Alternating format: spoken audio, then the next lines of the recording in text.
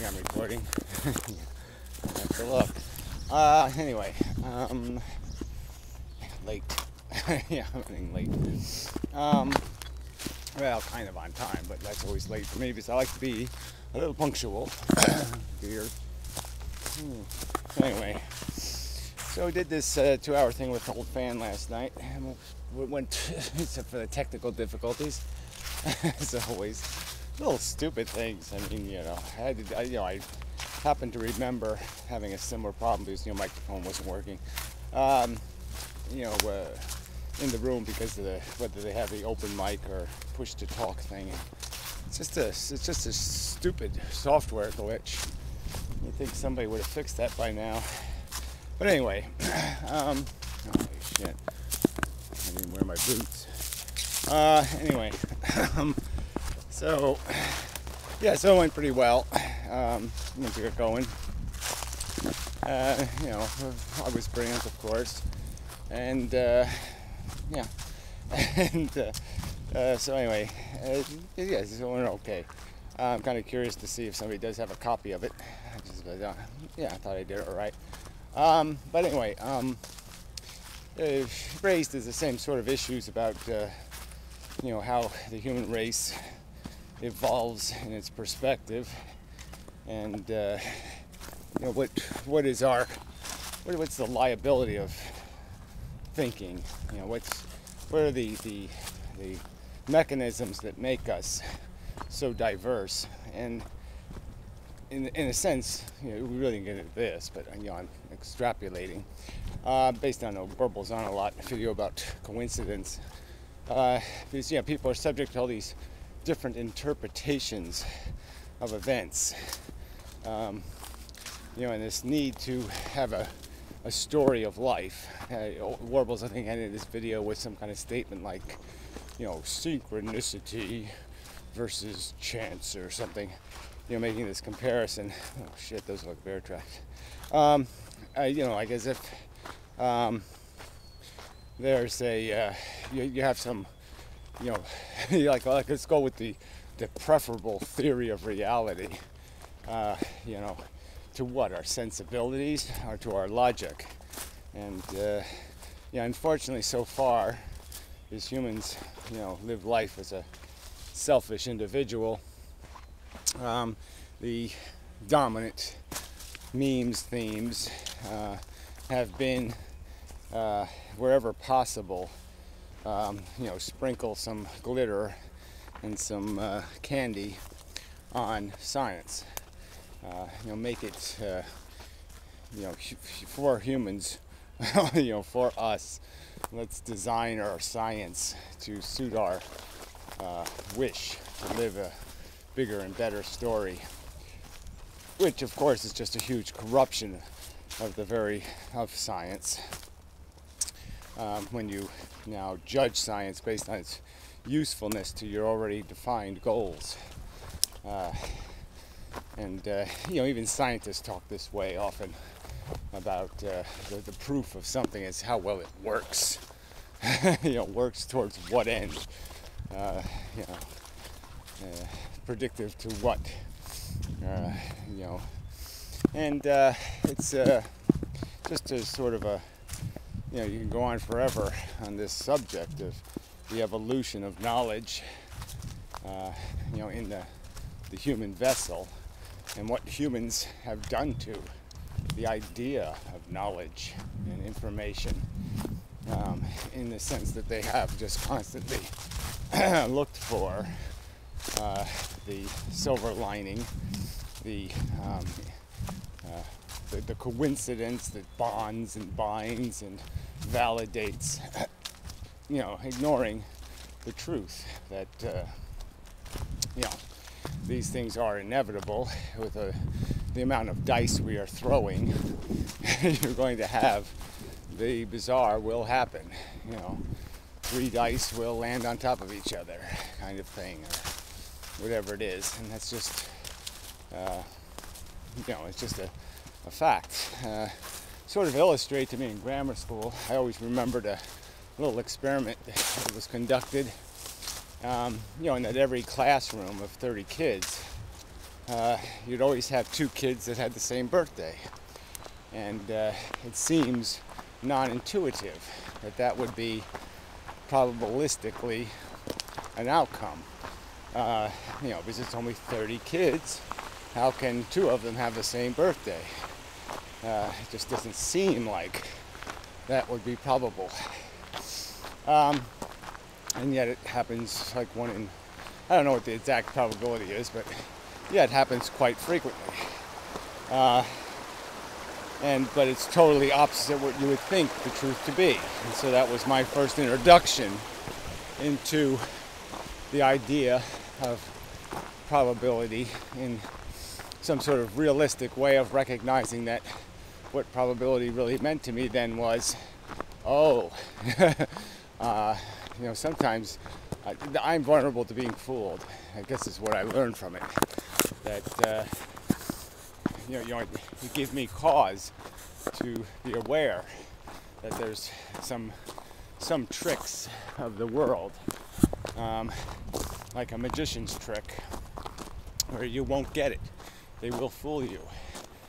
They'll be very good at it, and you won't be able to reason your way through what just happened, and you might draw a wrong conclusion because of that. And that's all I think people are doing in this, writing the narrative of their personal life and writing the narrative of their life in the context of a world, is that they are breaking the story all over the place to make it a better story, to redeem purpose and function and value. And so even when they're colossal failures in their life, even when people have, screwed the pooch over and over again and humiliated themselves over and over again, they'll still be thinking about how valuable they are, because, they buy a bag of potato chips for somebody or whatever they do to make themselves somewhat useful, and that somehow redeems everything. That is a big undo button. I suppose that's a whole nother subject, but this one I'm just getting to is that there is quite obviously in all of human history, a real tendency for people to interpret reality and the events in it into a narrative, a story, and to make that story mean something, make it more poetic and stoic, and to throw in lots of valor moments, to put on their superhero costumes, and then I came and saved the day. And all was well in the world. They all lived happily ever after. So it's back to the fairy tale of some god who's going to sweep up after us and clean up all the messes and somehow make it all right. And it can't be swept up. It can't be washed off. The blood is indelible in history. It's indelible in the future. The blood we will spill through our negation of our responsibilities, because we're all playing a video game of sorts. We're all living in a virtual world. We're not living in the world, because we all have these stories of bullshit to live by. That's what we're all doing. So why don't we admit that and correct for that sensibly and reasonably, instead of keep pretending that all these stories are valid, that all these stories have integrity to the truth or rationality or practicality, because they don't. Hey pup, how you doing? You're a good dog. Yeah. So taking the puppy for a run. Yeah, it's good. um, uh, Fitness is a good idea. Anyway, you can just see the difference in this forest. Look at all it's just all barberry bushes from the forest the other day. Anyway, so where was I? Yeah, stories, narratives, and just why don't we have a first agreement that we have to take all of our stories, our narratives, our explanations of reality, and apply scrutiny to them. But it can't be the scrutiny of, no, my story's right. No, your story. No. It can't be that kind of, my God is God kind of crap. It's got to be scrutiny, based on some sort of, foundation of knowledge. And the foundation of knowledge now is rather substantial. Knowledge of earth science, physics and chemistry, mathematics and such. We have an extensive pile of real facts to pile our story, to scrutinize our stories against. And so many narratives that people are writing can easily be thwarted, be voided, with the big red stamp, void, because they are not consistent with what has to be conceded to be facts here, evolution. And I guess that's part of, came up in the conversation, is that, the revolution of reality, reality's revolution, trying to take over the human brain, sensibility and intelligence. Even the atheists have had a slow go of, of having that rational meme, own the mind of man. It's still a minority perception, minority narrative. It has all the evidence on its side, and it has tended to fail to persuade, fail to seduce,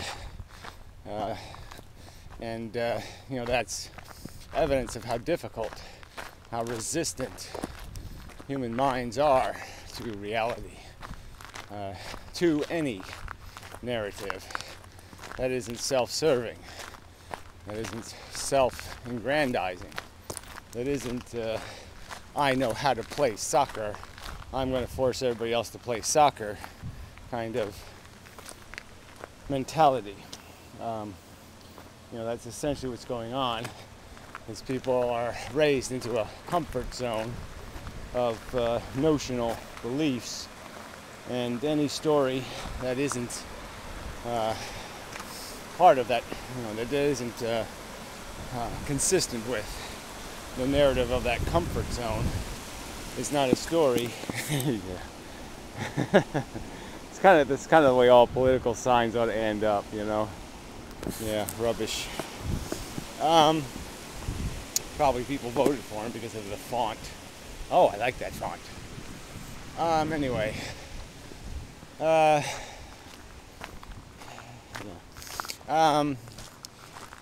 So where was I? I shouldn't do that. So anyway, the point is that these the fight is a difficult one because of the nature of the beast, and even people who have passionate,